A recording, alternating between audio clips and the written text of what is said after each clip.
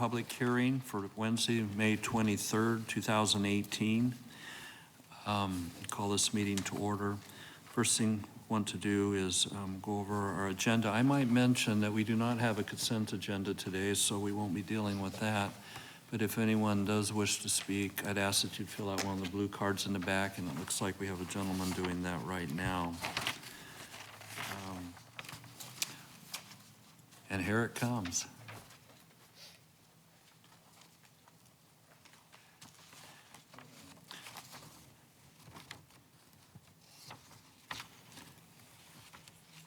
Is that? It's for the sign code. Well, that being the case, why don't we move on to, we've got two items on our agenda. Let's move on to the second item, which is item 3A first, and then we'll come back to the first one, which is the sign code. This pertains to case 18-BZ18073, Eastmark DU7 parcels 7-52753 and 754 District 6, the 4,800 to 5,000 blocks of South Inspirion Parkway East Side, the 9,900 to 10,000 blocks of East Point 22 Boulevard South Side, and the 4,700 to 4,900 blocks of South Eastmark Parkway West Side. And this is a preliminary plat. With that, we'll turn the time over to Leslie. Davis, if you wouldn't mind doing a presentation for us. No problem. Good afternoon, Mr. Chairman, members of the board. This is a request for a preliminary plat titled Eastmark DU7, parcels 7-52, 7-53, and 7-54. It's a request for the platting of 3 lots for 42 acres at the north end of the Great Park out in Eastmark, which is located north of Ray Road, west of Signal Butte Road. The preliminary plat's in conformance with the standards, and staff doesn't have any specific concerns. We have some conditions of approval in the report, and we're recommending approval with those conditions. Okay, thank you. Is the applicant here? Yes. We're good? All right, the applicant has nothing to add to that. Board members, any discussion? Okay, at this point then, I will entertain a motion. I'll move to approve Eastmark DU7 parcels 7-52, 7-53, and 7-54 with conditions from staff. Okay, we have a motion and a second. Is there any discussion?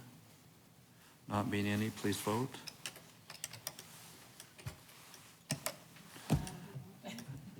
Well, apparently it's not working. Oh, that's my fault. I'm not used to running this. Sorry. What was that? I'll try that one more time. Everyone voted? I don't know. I got to see all the votes before I pushed my button again. Is that okay? Anyway, motion passes unanimously. Thank you for that. Our next item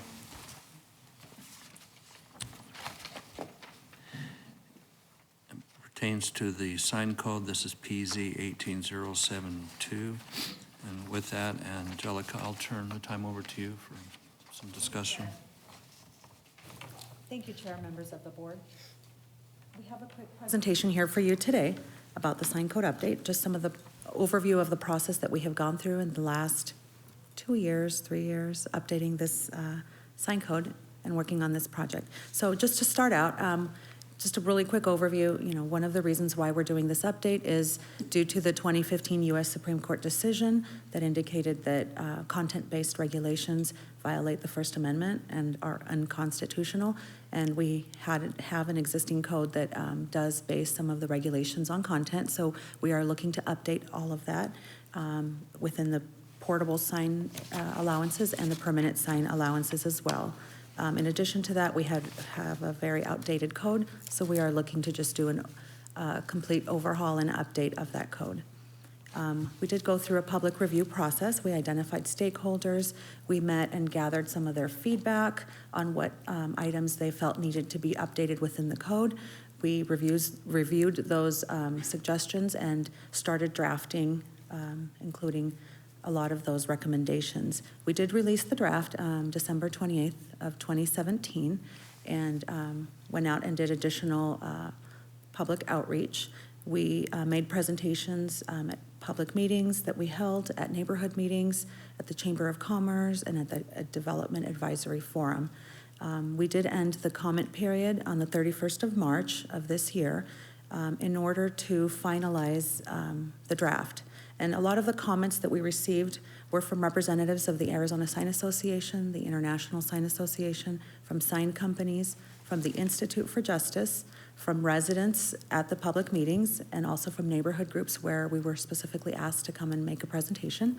In addition to that, we received comments from members of the Chamber of Commerce and from board members such as yourselves and the city's other advisory boards, and also from city council members at some of the study sessions where we were updating them on this project. So we did make a lot of modifications after the release of the draft of the sign code. Some of those modifications included with the banners, reducing the number of allowable days from 45 to 30 in response to some of the comments that we received. In addition to that, we also made some changes to the window sign regulations in that we were proposing a 50% allowance, and there was some concerns made with that and a desire for us to research what other surrounding cities were allowing. So the other cities we found were allowing 25% of windows to be covered with signs. So we reduced that within the code and are proposing 25% allowance. In addition to that, we also made some modifications to the illumination restrictions, and that would be for signage that is within a certain distance of residential development. More specifically, what we did from the draft to the final draft was increase that distance from 60 feet to 150 feet. After some analysis and consideration, we determined that that distance was not sufficient enough, so we did increase it to 150 feet. In addition to that, we also made some changes from the draft to the final draft to the murals in adding some specific language that would allow any sign copy within a mural that exceeds 2 inches in height to be considered as against the allowable sign area, because it would be sign copy. In addition to that, we received other comments and concerns that we did not make modifications for. I'm going to skip on the first one, the illumination restrictions, and I'll come back to that in just a second. But so some of the additional concerns we received were with murals as well, because the way that we've drafted the code, they will be allowed in residential and commercial districts. They're no longer limited to just the downtown area. And we had heard comments from advisory board members with concerns about allowing them in residential districts, but then also allowing them everywhere throughout the city. And so we're moving forward with the draft as written. In addition to that, we had heard concerns about prohibiting air-activated signs and balloons. And so after some consideration and receiving feedback from the public and residents and the impact it might have on the community at this time, we have not made any modifications to address that. In addition to that, we also received comments pertaining to maximum sign area, which in some instances or specific situations, we are increasing the allowable maximum sign area, but in other situations, we are not, and that's where we did not make modifications. We're in just as a general rule of on maximum sign area allowances. In addition to that, we received comments pertaining to how sign area is measured. We are not making that change because all of the increases to sign area where we are making them are based on a specific methodology for measuring sign area, and to go back and change that really required for us to go back and do a lot of rework of some of that analysis that we had done. So we really were not interested in doing that at this time in the interest of keeping the project moving along to completion. We had also received some comments on the width to height ratio of freestanding signs, and although we do agree that we do need to update that section as well, at this time we are coming forward with the existing ratios that exist within the code. We don't feel that we have enough time to go back and really analyze and consider that thoroughly to be able to present something that we are comfortable with. So it's one of those projects that we'll probably be coming back with in the next couple of months or year to really be able to come forward with something that we feel comfortable coming with. One of the last modifications that we were not able to incorporate was to some of the suggestions that we received for historic signs. And some of those suggestions, if we would have incorporated them, they're really addressing the content within historic signs. And we know from the U.S. Supreme Court decision that we're not able to do that. So after careful consideration and discussions with our attorney's office, we've decided not to move that forward. But one change that we did make was to remove the specific allowances for neon historic signs to make it just an allowance for historic signs. So we did release the final draft on April 19th. We provided copies to all of the libraries to allow the public to take a look at it. We posted it on our city's website, and we also have continued to receive questions, and so we've been answering those. We are proposing as we move forward, when this project is, or this ordinance is adopted, to have a 30-day, to have it be effective 30 days later. So with that, we are recommending approval, but I did fail to go back to the illumination restriction, so I just flipped back to that. And what I wanted to mention with that is that I did receive contact today from James Carpentier, who is here in the audience, and he has provided a slip, and he does want to continue to have that discussion about illumination restrictions. And so it is something that, you know, after discussing it further with him today on the phone, we are in agreement with needing to look at some of those specific items. And so we would be hoping to be able to change that, and more specifically, if I understand some of his concerns directly, and I'm sure he's going to speak to that, his concern has to do with the use of wattage that we have written within the code, and one of the changes that we propose on making is to change that to foot candles. Foot candles are a lot easier to measure, and it's more of a standard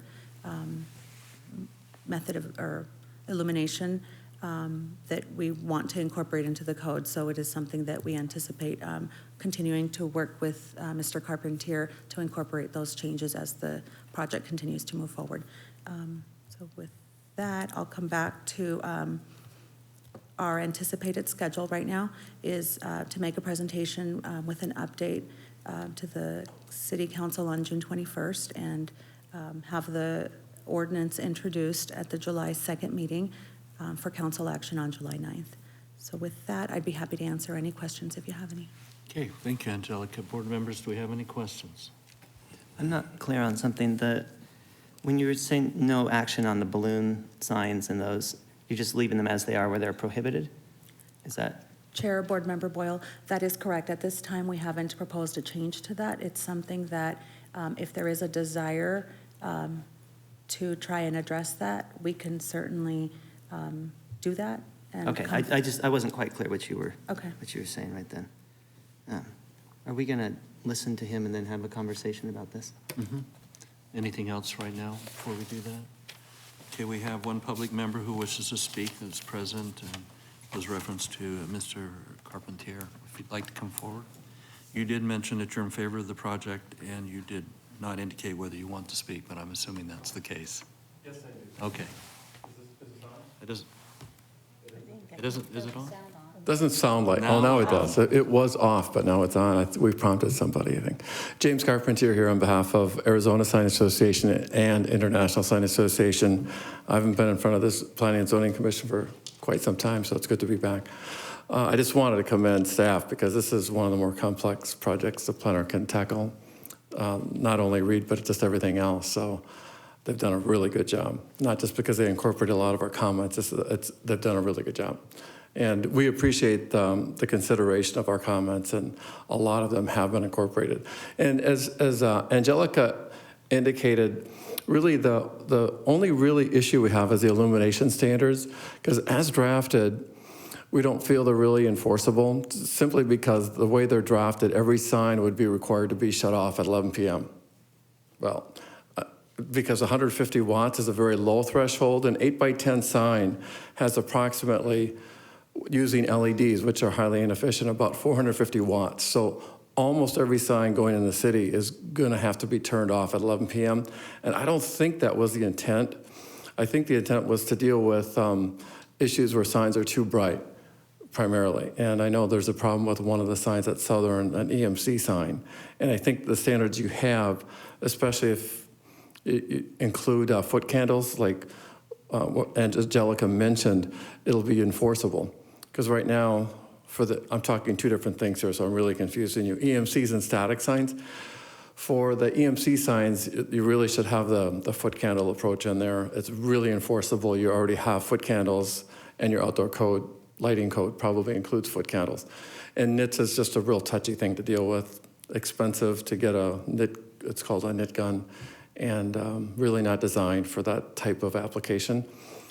So I think right now your EMC standards are out of sight. They're like 3 or 4 times what you're proposing. So that's gonna really help just in and of itself with that sign that's too bright down on Southern.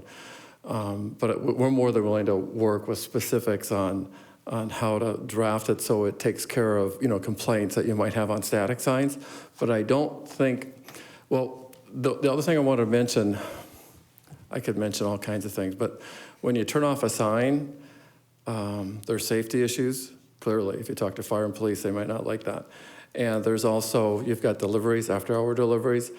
And then, 2, you've got the existing signs don't have to comply, but the new ones do. And I don't know how you'd ever, from an equity standpoint, that doesn't sound fair.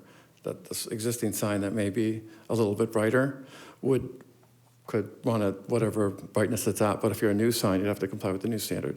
So I'm just making sure you understand that there's a lot of pitfalls with the proposed code, and I could go on, but I'll stop there. And if you have questions, more than happy to answer. So specifically to what we're approving, do you have any concise comments that we ought to consider? Well, or would like us to consider? Yeah, on the EMC standards, we have specific model language that has been adopted by 250 states throughout the country and has worked really well. And is that reflected in what we're going to be? That's not reflected in here. Right now you have a NITS, which we'd say you could have that on the books, but we would suggest foot candle. We don't, for the static signs, we don't have a foot candle standard, but there is one So, that's John, been Jim, if I kind of mention, we've already talked a little bit about this. Yeah. We're happy to, and I believe staff's on board to figure it out. So And- does that issue kind of go away then, or is there something else? I think, no, that's really, besides that, I mean, there's some other, overall, if I were to start from scratch, I would simplify it a little bit, because I think there's some parts that are more complex than needed, but as Angelica indicated, they've gone so far down the road. But the standards that you have, I think, are good, and there's a lot of good things that's been incorporated based upon past action by comp sign plans and whatnot that have been approved, so, and trying to incorporate that type of language. So there's a lot of good stuff that's in there.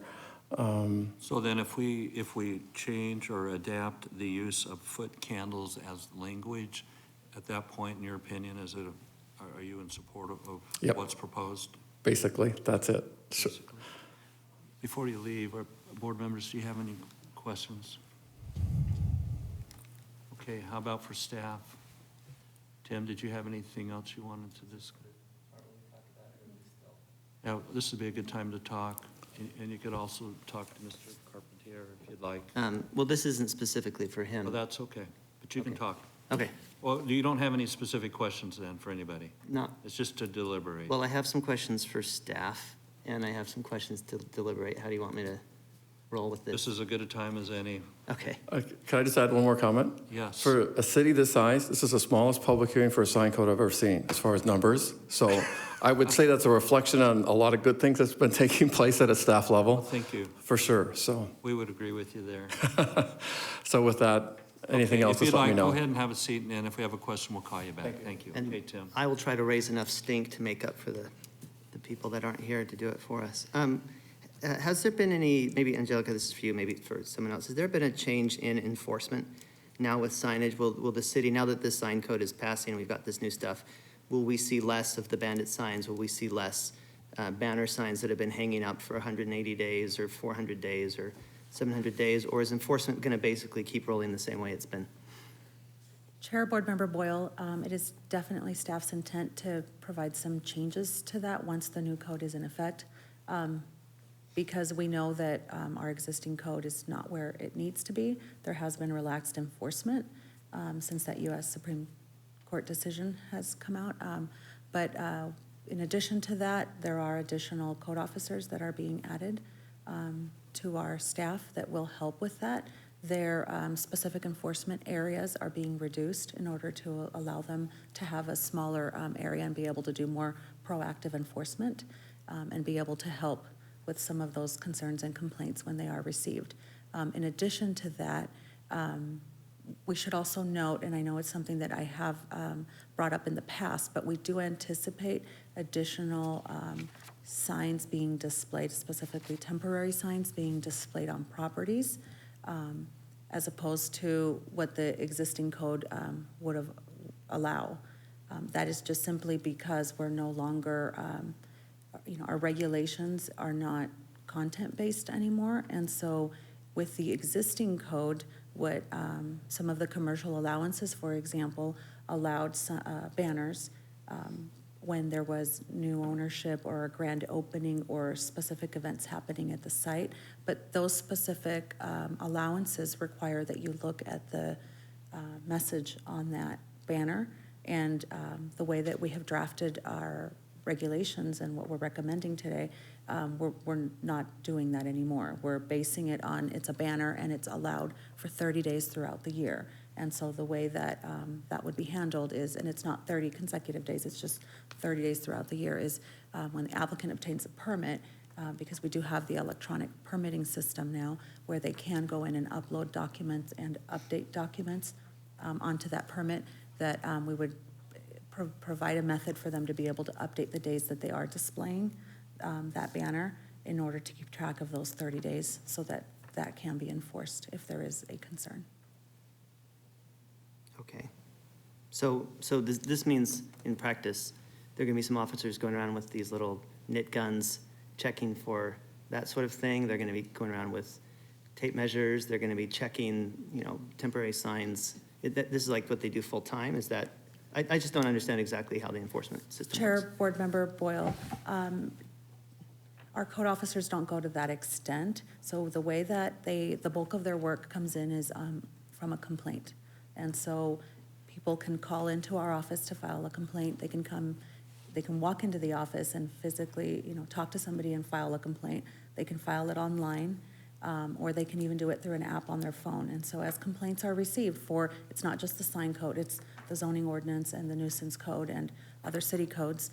All of those complaints come into the code officer that's assigned to that area, and they'll work those cases. They go out to the sites, they'll assess whether or not there is a violation on the property, and then they'll go through the process of notifying the owner and starting that process for the property owner to come into voluntary compliance.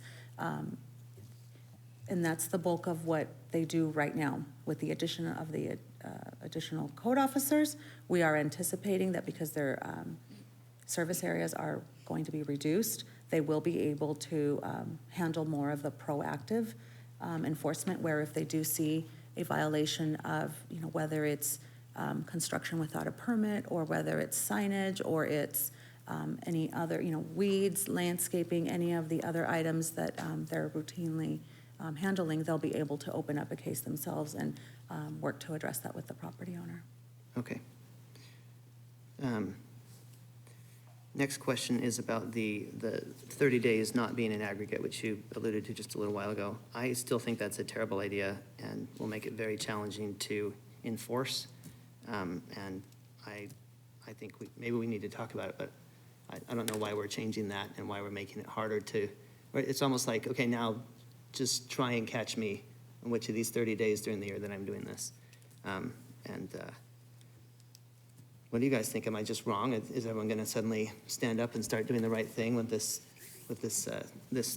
change? Or is it going to just lead to, for example, the liquor store by my house has just got signs all over it all the time and has never once been challenged. And when we've reported it, they've never taken them down or anything like that. And I'd like that as an example something that changes. So my take on that is just that I think the reasoning is because of the change in content base, because you're going from where you would typically have a 30-day sign for a grand opening or change in ownership to it's now unlimited. So you could have a different sale or a different weekend banner event going on for Memorial Day, and that's not 30 days long. And so because it's now, in my opinion anyway, if I'm wrong, but, so now all the banners of every type fall into one category. And so that's where you get it to tell somebody that they have to put a banner up and it has to be 30 days versus just for a weekend event, just for a fair, just for something else. That kind of really restricts the people that just have a simple event or something on the site, or if they're having tree lots, Christmas tree lots, pumpkin farms, things like that, that don't, or fireworks displays, something like that, that doesn't typically take a 30-day period. It's usually a couple weeks or a weekend.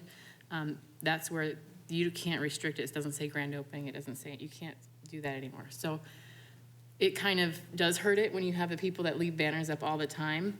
But because of what the court case said, we can't go in and just kind of all falls into that. And unfortunately, but thankfully now we have, there's electronic systems for catching things. So it can be tracked a little better electronically than just in paper files or somebody writing something down, I guess. But I don't know if there's really good catch-all or to fix that with the way that the ruling went, so.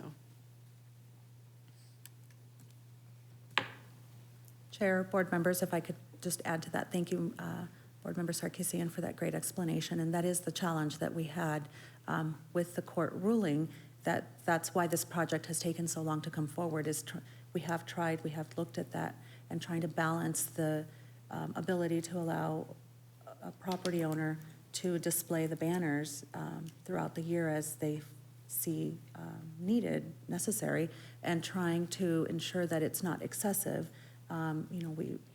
As we started working on this project, we have tried to provide a comparable allowance in signage.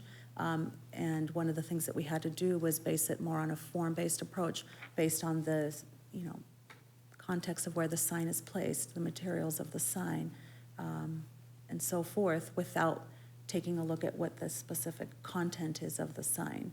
And so where with the existing code, it was easier to maybe administer some of that and provide more restrictions. We're really not able to do that anymore. And so we tried to achieve a balance there, and we believe that allowing the banners up for 30 days throughout the year will help provide that. Now, if there is, there will be those cases where we will have a business owner who decides to have a banner up for 2 months straight. Well, from the point that, we get a complaint, it will be something that our code officers will be able to start tracking. And worst case, 30 days later, when those 30 days are up and they've noticed that by driving by the site that the banner is continually up, then they'll be able to start taking some enforcement action with that business owner by notifying them that they are in violation of the sign code, that they're only allowed to have the banner up for 30 days, and they'll be able to ask them to remove that. So does that mean we are trampling on their constitutional rights by not saying you can only have a sign up for 30 days in continuance? Is that what you're, is that the argument for this? I don't. Chair, Board Member Boyle, I don't, so we did explore the idea of you can have a banner up for just 30 consecutive days versus 30 days throughout the year. The concern and the issue with limiting it to just one 30-day period is that depending on what is going on in that business and what that business owner is trying to display, the reason for displaying their banner, whether it's a sale, whether it's a holiday, whether it's because it is under new management or new ownership, that we're really limiting and restricting their ability to be able to display additional temporary signs for whatever that promotion is that they're attempting to display. And so, without trying to be too restrictive, we've decided to write the code in a way that would allow the 30 days throughout the year, just to be able to address some of those needs. Angelica, can I just inquire, in coming up with that 30-day period, which seems to be, is why 30 days, why not 60, 45, 180? There needs to be some number there, but I'm assuming there was some investigation to see kind of what the prevalent period might be for those that have some sort of a standard for those signs. Is that correct? Yes. And so 30 days, the way you've structured it, is in line with what I would say is where other jurisdictions are acting. Is that correct? Yes, Chair. The existing code allows banners to be put up for 30 days if there is specific conditions, so under new management, under new ownership.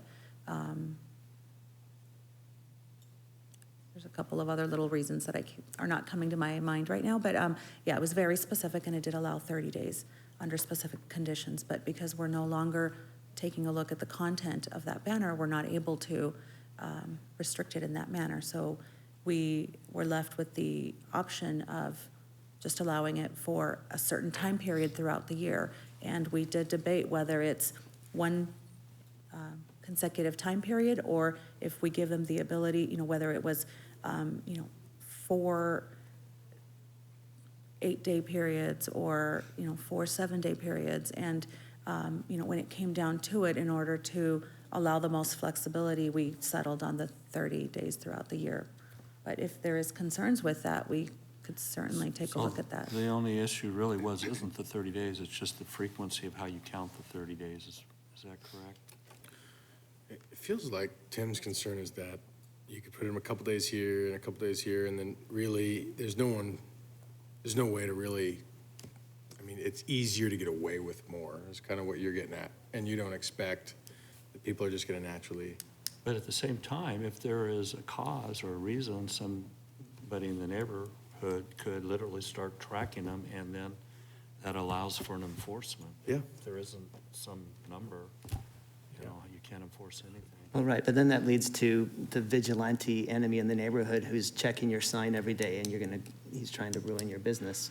Since I'm planning to do this war as soon as this thing happens. Are you that guy? Well, someone has to be that guy, right? Otherwise, we get overrun with bandit signs and I guess. ugly signs and everything like that. That's what I'm worried about, right? Because you could say, oh, well, the enforcement people have to go and check every single day between the first day and the 30th day in order to verify that this thing is actually gone or not, right? That's, I think one of the difficulties is the trust, and we just have to come up with a reasonable solution, it seems like, as a board and staff, and allow those out in the marketplace to follow it. And if they don't, hopefully there's, some regulation, some enforcement. And if no one's enforcing it, hopefully somebody sees it. And if nobody sees it, they're getting away with it. And I guess that's the hard part, is I don't know what we write would change that, as long as it's reasonable. If it were working correctly, would it concern you at that point? Or let me give you, like, bandit signs, for example, the We Buy Ugly Houses signs that I probably pull up 8 to 10 of them every Saturday morning when I go out running. There's no punishment to them. There's no reason why they wouldn't do that, and so they just continue to do it. Yeah. And, there've been, it makes our city look tacky. It's ugly, and they just kind of scofflaw at the whole thing. Maybe this is mostly my neighborhood because I've come from the older part of Mesa, but so maybe it's only a battle that I'm going to have to fight, and therefore that's why it's more of concern to me. But I want our city to look nice, and I joined this board to make our city look nice, and this is something that gives me great concern about how the city looks. Well, I think it's a valid point. Everybody, I think, would probably agree with a lot of that. But the thing is, it's not just in your neighborhood, it's in the city, it's in all cities, it's in all states, it's in all county, it's in the counties, it's everywhere. And this is just an issue that is very difficult to go after, because you have to go through the legal process to go after that. And then on top of that, you can put in all the requirements you want. I know in other jurisdictions, they've said that to put up just an A-frame or a street sign, like what you're talking, the bandit signs, you're supposed to have the owner's name and phone number, contact information. Well, how do you make someone do something like that? It's just like any other rules that we have within the city, that you can require it, you can make it a code and try to get it enforced.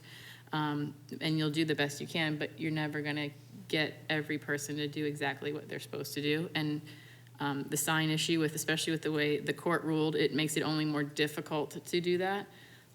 So while it's a valid point, it's still being debated, I feel, and it's still gonna be researched on how you can enforce those and track that. But I just don't see that there's any way that, right now, with the way things are and with the lawsuits, how the city can do anything more than they're already trying to do. And I think that maybe with the new code and then with the new enforcement officers, obviously, the more enforcement officers, the better. It does that stuff, and then you running around and pulling signs everywhere helps.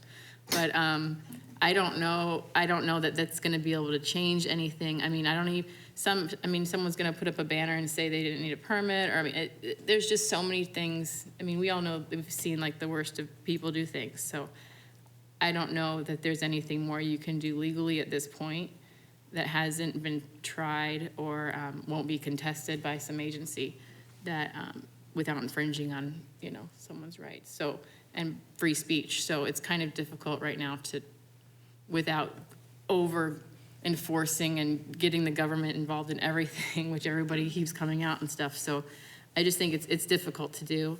And I agree with your point. I definitely think it frustrates me seeing all those signage too, but I don't know that there's any way to just have it stop. Well, right, and I don't think it can stop, but this makes it harder for us to enforce it, right? By saying there's not a set time, it makes it harder for enforcement officers to do it. I would like it to be easier for them to do their work and not harder for them to do their work. Chair, if I may? Yes, John. Yes, Chair, Board Member Boyle. I don't know that there are any great answers for you, unfortunately. It's a lot like Board Member Sarkisian said. It is just difficult. People have been dealing with this for years and all across the country, these types of issues. But you could, there's no constitutional right that says we have to let you have banners. We could prohibit them totally in our sign ordinance if that's the direction the board wanted to go. As we have looked at this, and it's been talked about several times, with many of these things, we've tried to have what we call a rough proportionality to the existing code.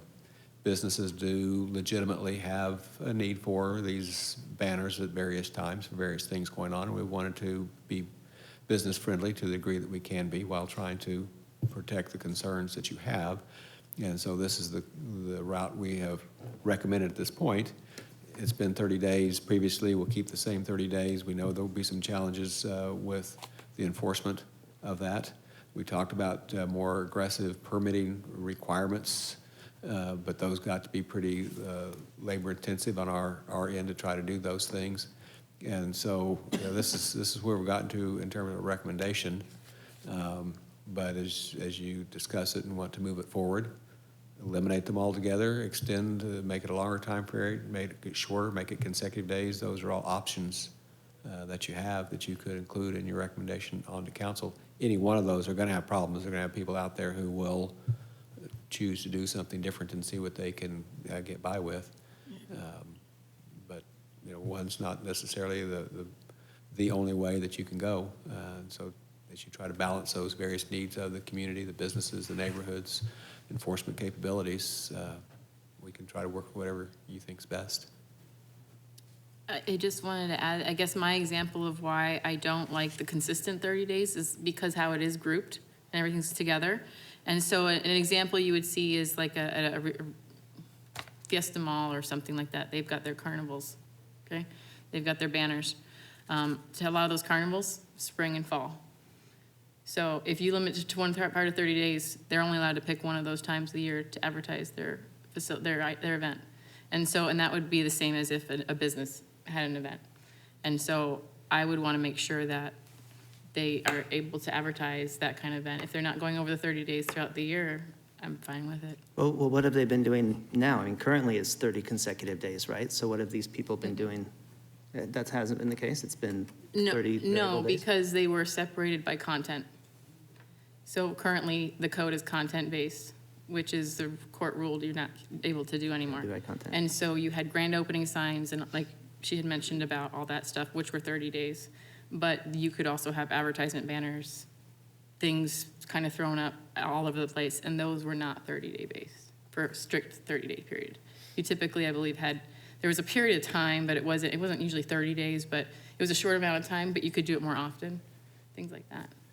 So. Chair, Board Member Sarkisian, one of the things that the existing code allows is additional temporary signage during special events. And so a lot of the examples that you're giving where it's the carnival at the mall, or even a car dealership having a special promotion for car sales at the mall, the way that they were receiving all of that additional signage allowance was through the special event license. And is that still, like our special event license is still something part of this new code now, or is that a content thing that we have to address? Chair, Board Member Boyle, special event licenses will still be issued through our licensing office to allow those temporary uses on those sites. What we're not able to do is specifically write into the code that additional sign allowance through the special event license because it's content-based.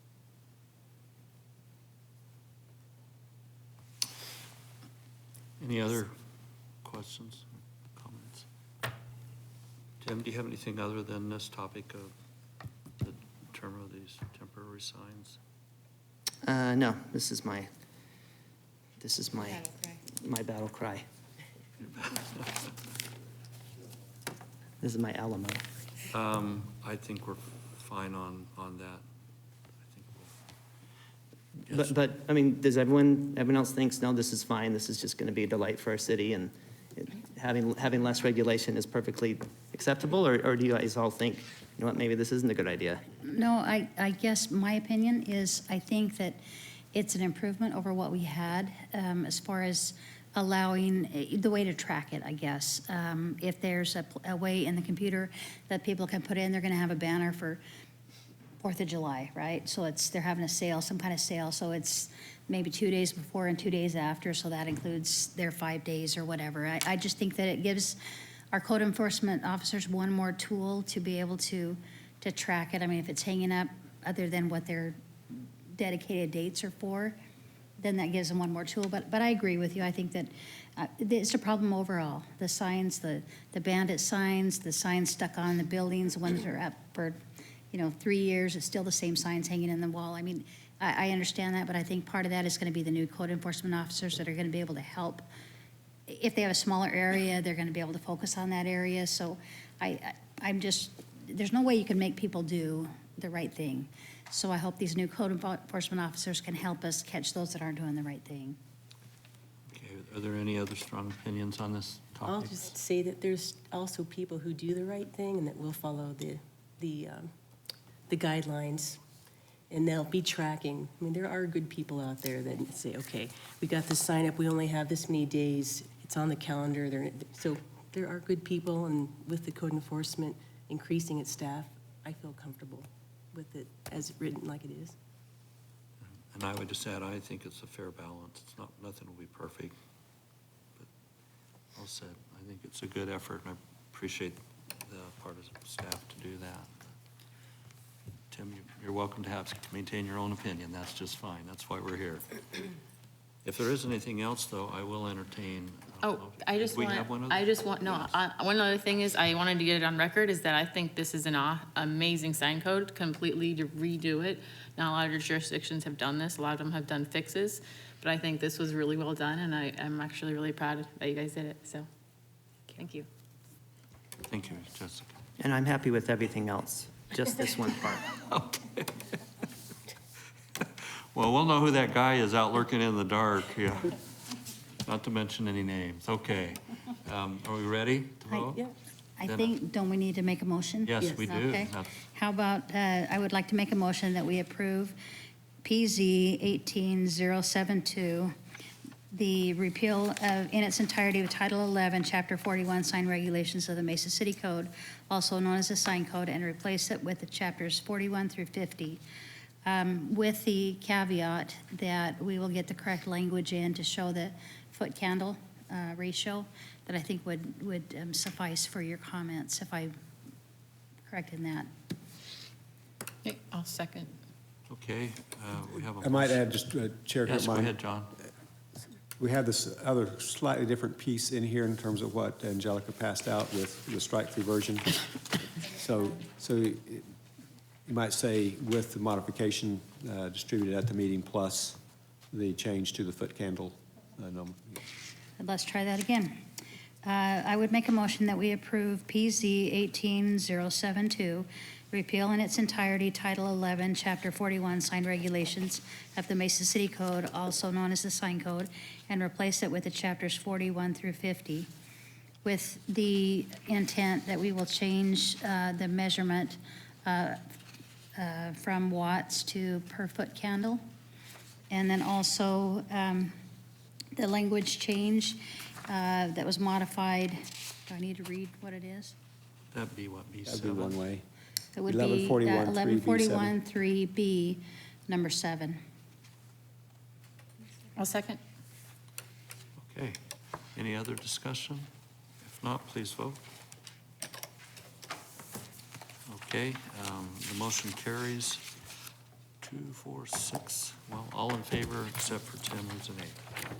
That being said, thank you again for your participation and helping out and bringing your comments, Mr. Carpentier. John, is there any other business for this group? Okay. I will then entertain a motion to adjourn this meeting. I would make a motion that we adjourn. Thank you, Shelley. Second. I'll second that. Thank you, Dane.